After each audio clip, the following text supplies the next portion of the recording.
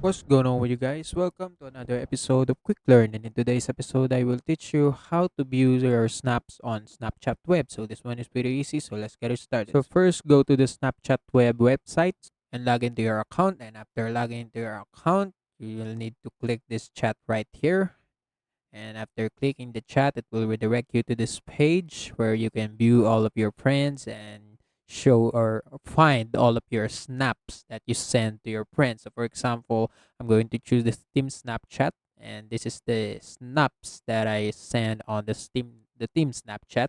And actually, you can also send another snaps by clicking the button right here on the bottom right corner, and that's it. That's how you find snaps on Snapchat Web. And also, that's it for today's episode. If you want more to this channel, please like this video, click the notification bell. Don't forget to subscribe. See you in the next one. Peace.